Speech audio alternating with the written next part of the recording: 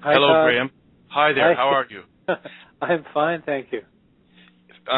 So glad to have you on. Thank you very much. Well, it's great to be here. I'm fighting the tickle in my throat with a cup of coffee. I hope you don't mind. No, I don't. I sympathize.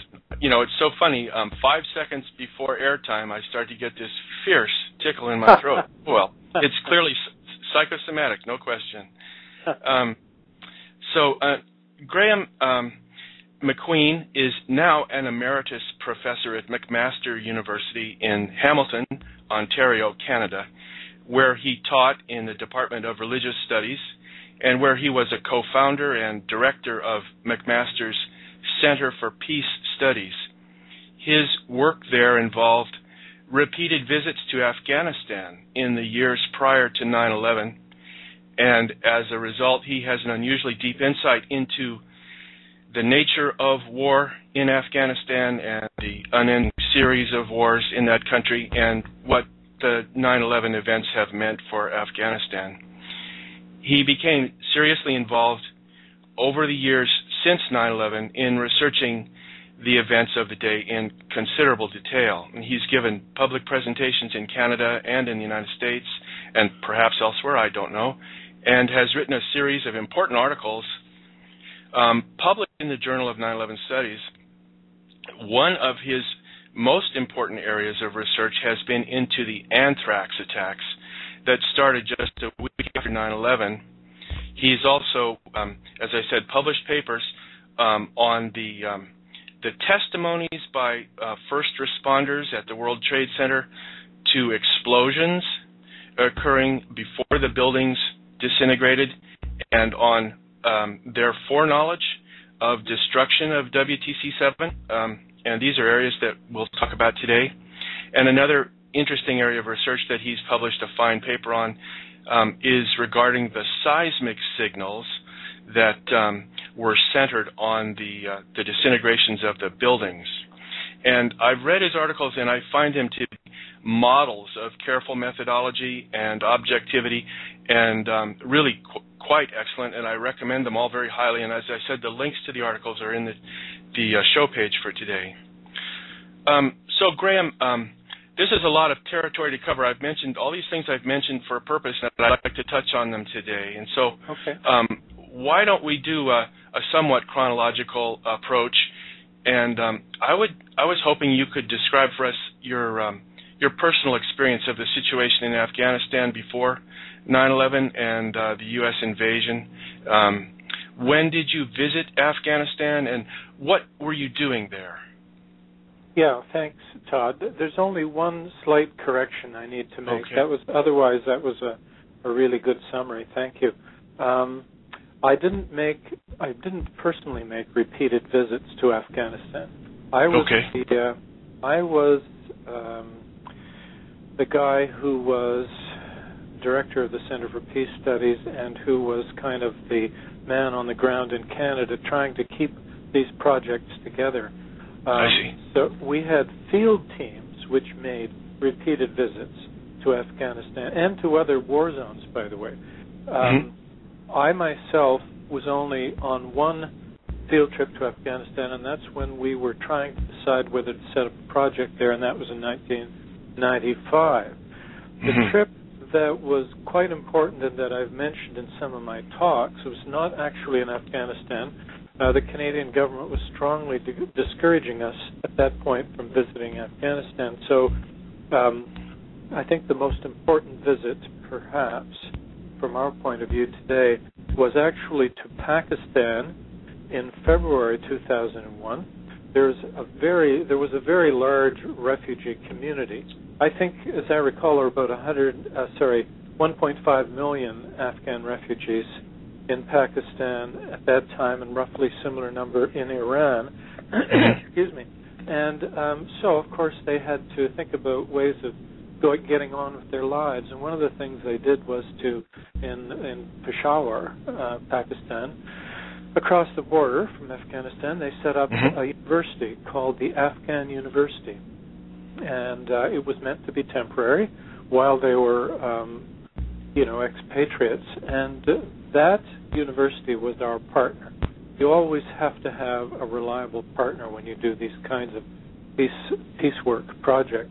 Mm-hmm. So the Afghan University invited a group of us in the field of peace and conflict studies to come to Peshawar and put on several days of workshops on peacemaking and peace building. And they helped work with us to bring participants. There were about 100 participants over a 4 to 5 day period. Attendance was almost 100%. 90 were men, 10 were women. About a third were former cabinet ministers. Another third were sheikhs. Another third were professors. And we really had at it for several days, trying to figure out what to do about Afghanistan's terrible conflicts. So, as I say, that was in February 2001, which was an interesting time to be there. And it was only a few months later, of course, that 9/11 happened and the U.S. invaded. There were already rumors of U.S.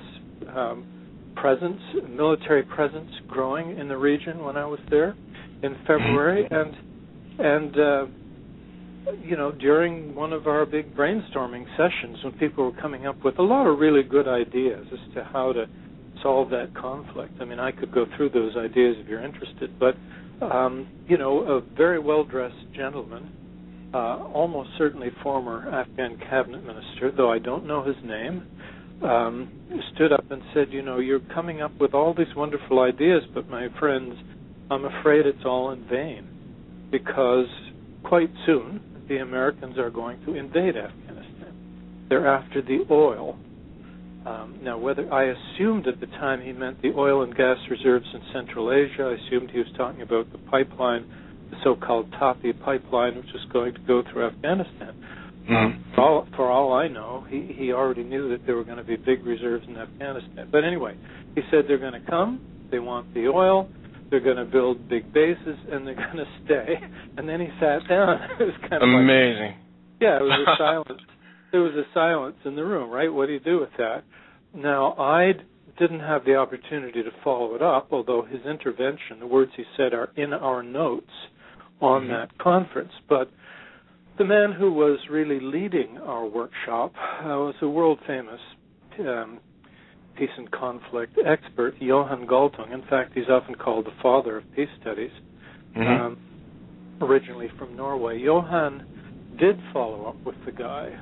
He went over to his office afterwards. He looked at the various maps on the wall. He talked to him, explored this in detail, and he's decided to protect the man's identity.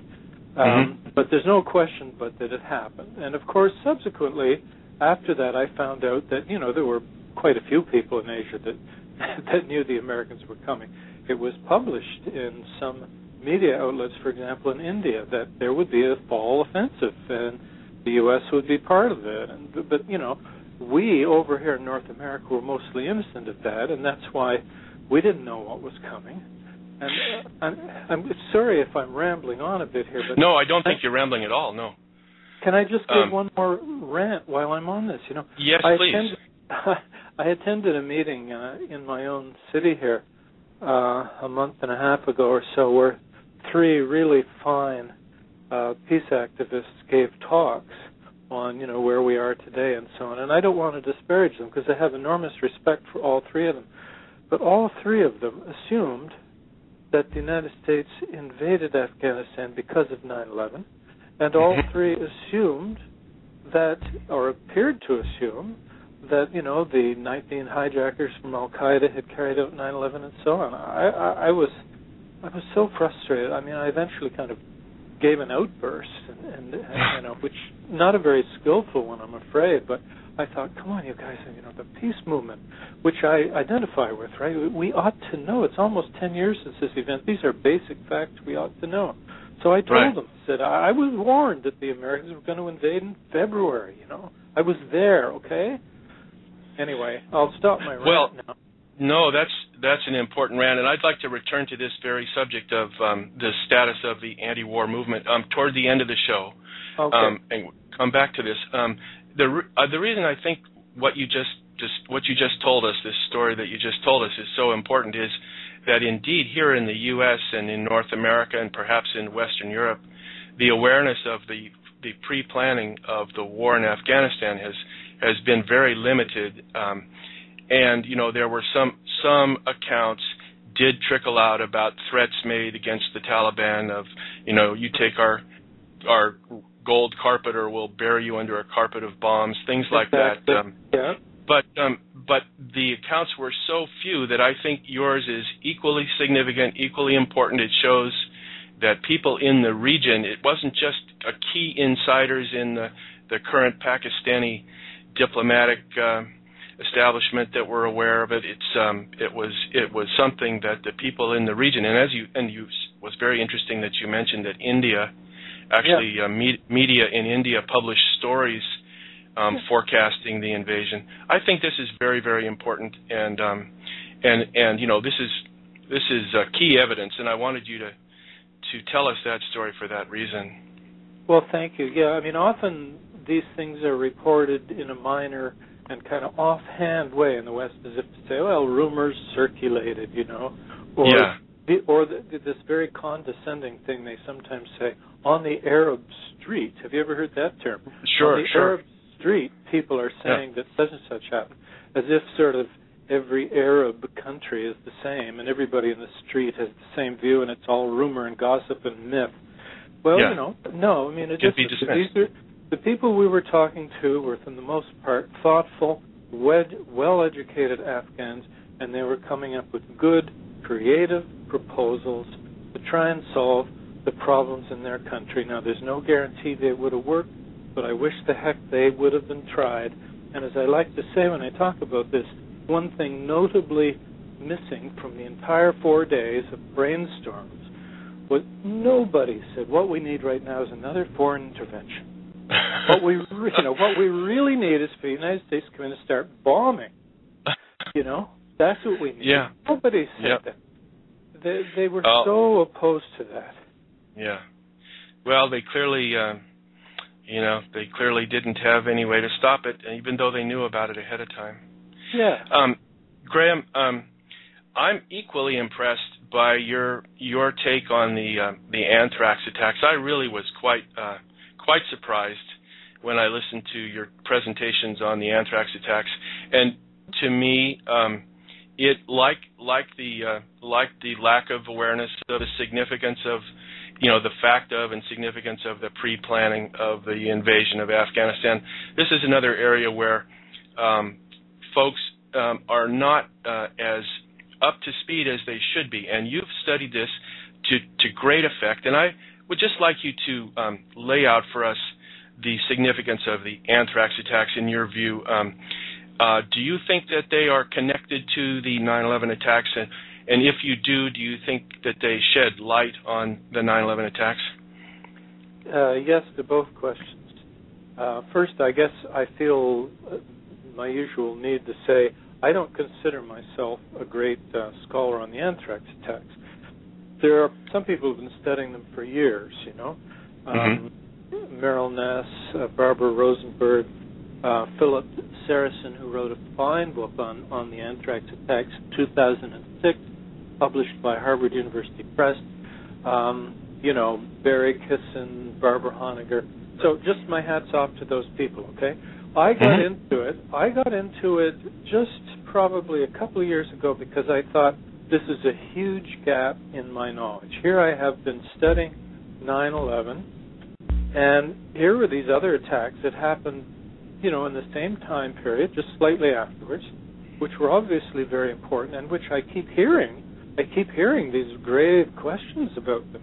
They came from the U.S. military-industrial complex or something. And I thought, well, that's not a minor thing. If that's true, then that's huge.